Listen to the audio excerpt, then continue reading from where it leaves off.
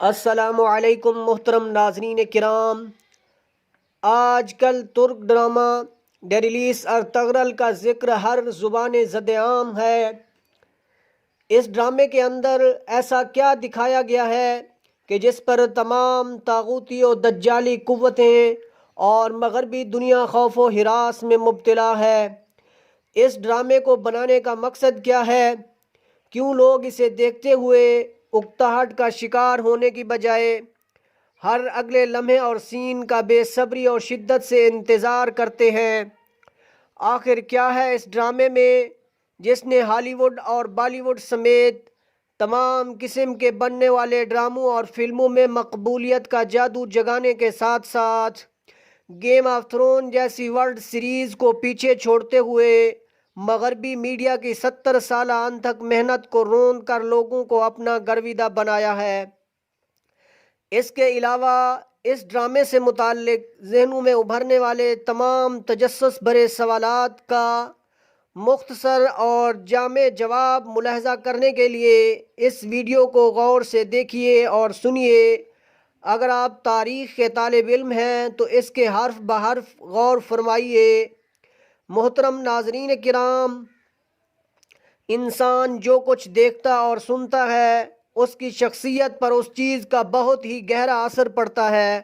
صرف اتنا ہی نہیں بلکہ اس کی چال ڈھال سیرت و کردار میں اس کا عکس نمایاں طور پر نظر آتا ہے۔ یہی وجہ ہے کہ مسلمانوں کو اپنی ثقافت اور تاریخ سے دور کرنے کے لیے اسلام مخالف قوتوں نے ایک خاص اور خفیہ انداز سے ہمیں اپنے دین اور اسلاف کی اقدار سے نہ صرف دور کیا ہے بلکہ اپنی مکاری و عیاری سے ہمیں رنگین پردے پر عریاں و فحش تصاویروں سے ہمارے ذہنوں کو ایسا عادی بنایا ہے کہ ہمارا ذہنی و قلبی سکون کا محور و مسکن یہی بلو پرنٹ اور ڈش انٹینا بن چکا ہے۔ محترم سامعین کرام، آپ اس بات سے بخوبی واقف ہوں گے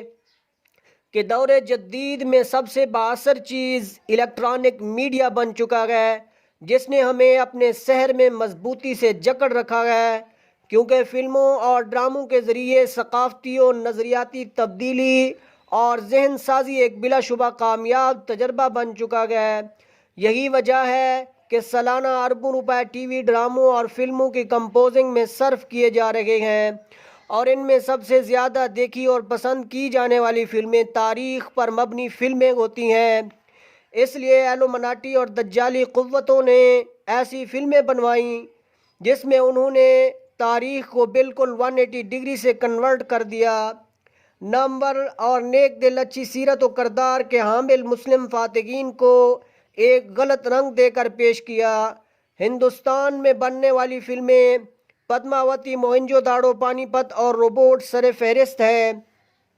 کہ جن میں مسلم فاتحین و حکمرانوں کی کردار کشی کر کے انہیں قابل نفرت بنایا گیا ہے۔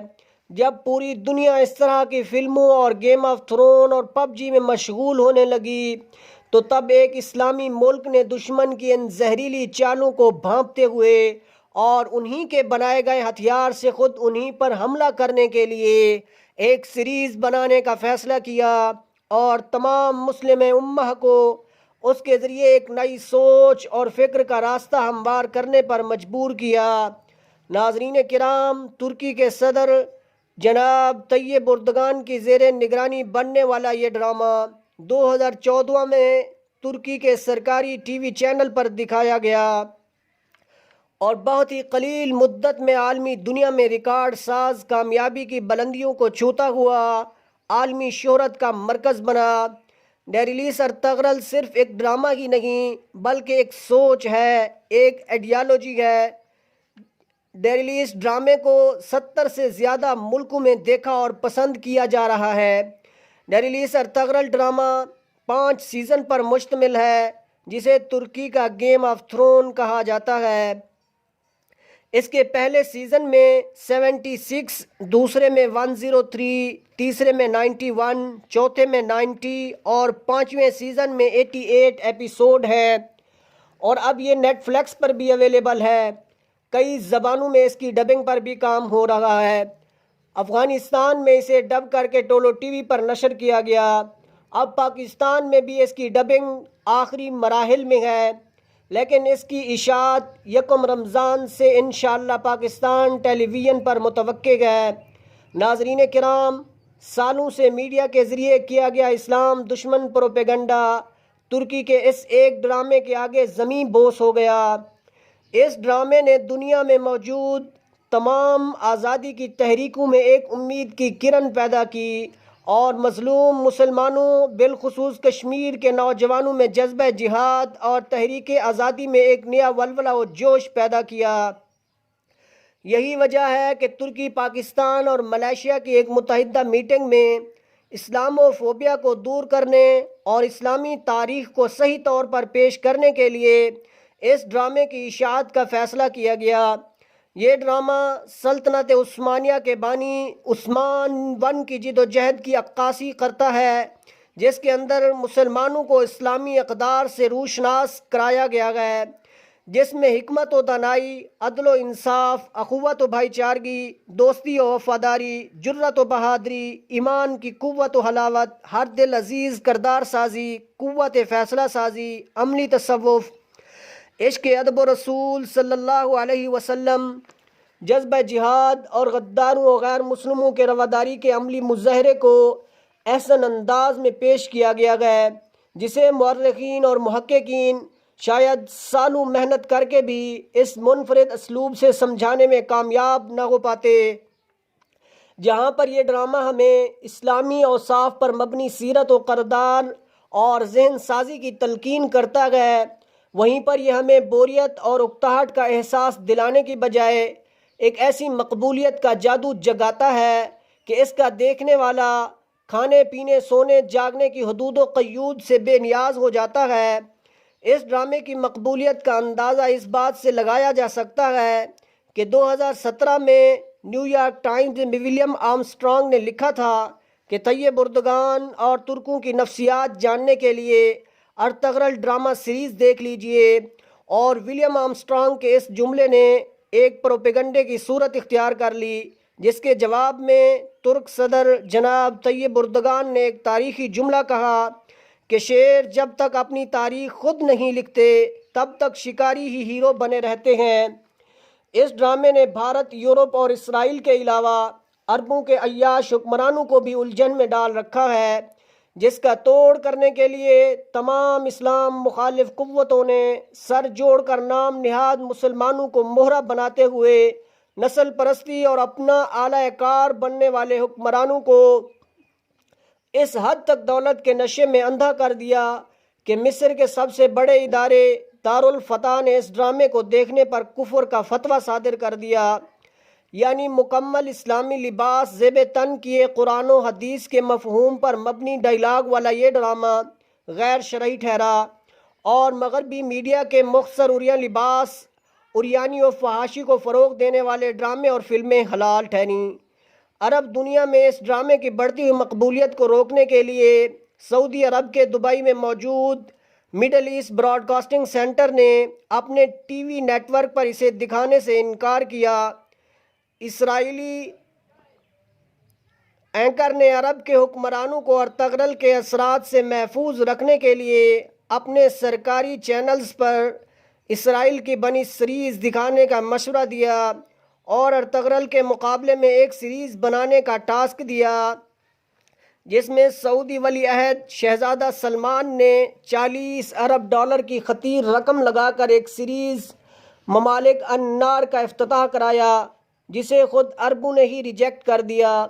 اس ڈرامے ممالک النار، جسے انگلش میں کنگڈم آف فائر کہا جاتا ہے، میں مصر اور سلطنت عثمانیہ کے درمیان جنگی ماحول کو موضوع بنایا اور سلطنت عثمانیہ کو ولن کے رول کے طور پر انٹروڈیوس کرایا، جس میں سلطنت عثمانیہ کو حقیقی تاریخ کے برعکس مسلمانوں کا نجات دہندہ پیش کرنے کی بجائے ظالم و سفاک اور وحشی درندے کے طور پر پیش کیا۔ یوں محسوس ہوتا ہے کہ عربوں کے نزدیک ان کا بڑا دشمن ایران یا اسرائیل نہیں بلکہ ترکی ہے۔ اس ڈرامے ممالک النار کے پروڈیوسر یاسر ہراب نے لاس اینجلس ٹائمز میں گفتگو کرتے ہوئے کہا کہ سلطنت عثمانیہ کے چہرے سے اسلام کی حفاظت کا لبادہ ہٹا کر ان کے غیر معمولی جرائم کو عوام کے سامنے لانے کے لیے یہ ڈرامہ بنانا ناگزیر تھا۔ اگر اس کی بات کریں اس ڈرامے کے پس منظر کی کہ یہ کیوں بنایا گیا ہے اور اس کے اندر کیا دکھایا گیا ہے،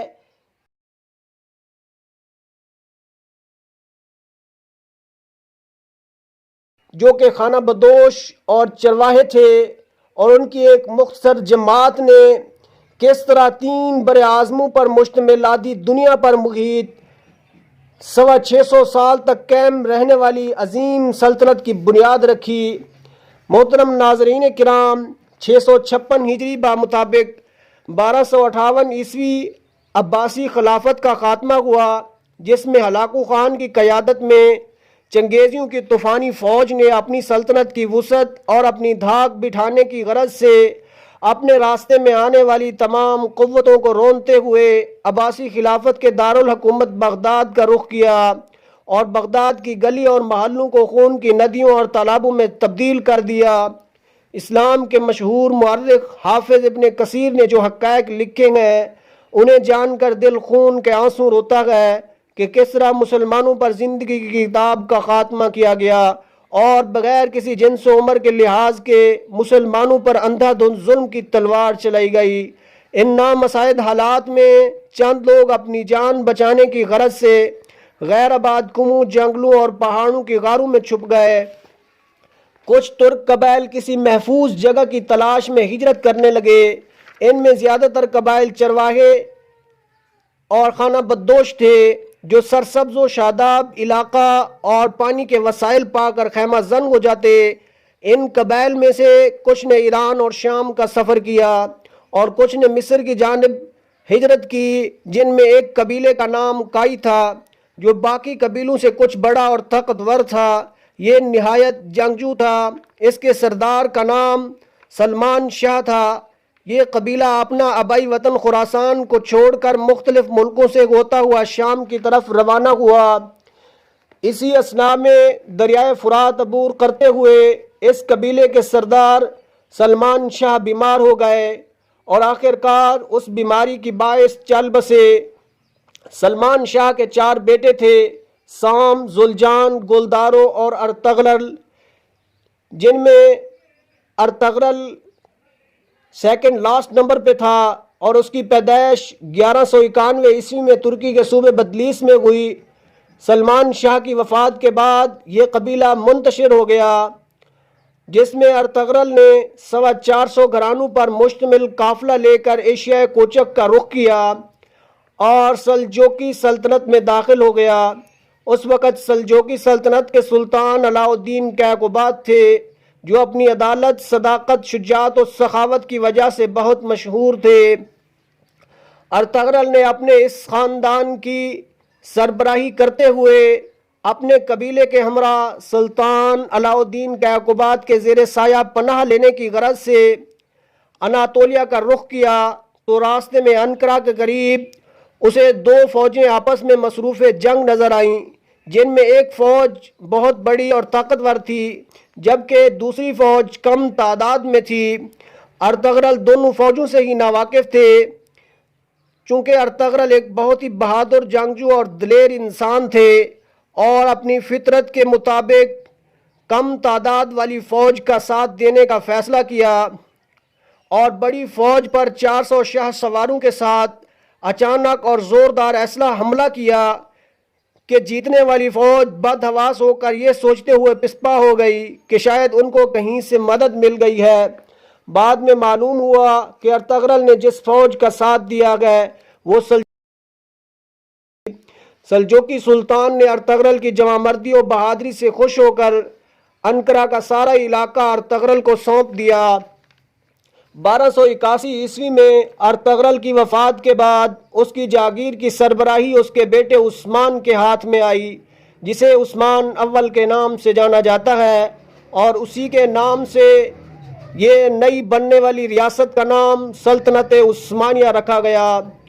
کیونکہ عثمان کی پرورش مکمل اسلامی ماحول میں ہوئی تھی اور انہیں مشہور صوفی بزرگ شیخ اکبر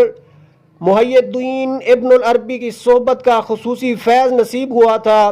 اس لیے عثمان اپنے والد کی طرح نیک دل، مہربان، ادب و اخلاق کے ساتھ ساتھ گھڑ سواری، تیر اندازی، نیزہ بازی اور شمشیر زنی میں بہت ہی کمال مہارت رکھتا تھا۔ وہ انتہائی اعلیٰ اوصاف کا حامل تھا، دن کا مجاہد اور رات کا عابد ہونے کے ساتھ ساتھ انتہائی شریف النفس، سادگی پسند، مہمان نواز، فیاض، رحم دل اور مسلم امہ کا درد رکھنے والا مرد مجاہد تھا، جس نے صلاح الدین ایوبی کی ادھوری تسخیر کو مکمل انتقام میں بدلا، جس نے زمانے بھر کے ذی چشموں اور ظالم حکمرانوں کو ان کے ظلم کا حساب گنوایا اور ایمان فروشوں اور غداروں کے لیے قہر الہی بن کر ٹوٹا۔ 1299 عیسوی میں عثمان اول نے سلجوقی سلطنت سے خود مختاری کا اعلان کر کے عثمانی سلطنت کی بنیاد ڈالی، جو بعد میں اسی سلطنت کی سرحدوں کو بازنطینی سلطنت کی سرحدوں تک پھیلایا۔ انہی فتوحات کے سلسلے کو وسعت دینے کے بعد اپنا دارالحکومت بروسا منتقل کر دیا۔ ان کے دور حکومت نے عثمانی سلطنت کو وہ مضبوط بنیادیں فراہم کیں کہ جن کی بدولت سلطنت عثمانیہ نے 3 براعظموں پر مشتمل آدھی دنیا پر 650 سال تک حکومت کی، جو 1299 عیسوی سے شروع ہو کر 1924 کو ایک بہت ہی مضبوط اور مربوط پروپیگنڈے کے باعث ختم ہوئی، جس کے نتیجے میں 40 نئی ریاستیں وجود میں آئیں۔ برطانیہ، فرانس، جرمنی، روس اور یہودیوں کی متحدہ کوششوں نے اس سلطنت کے خاتمے کے ساتھ ساتھ آئندہ 100 سال کے لیے خلافت کے قیام پر نہ صرف پابندی لگائی بلکہ سلطنت کی ساری جاگیروں کو قبضے میں لے کر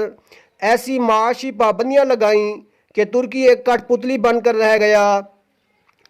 اور آج الحمدللہ ترکی نے وہ کامیابیاں حاصل کی ہیں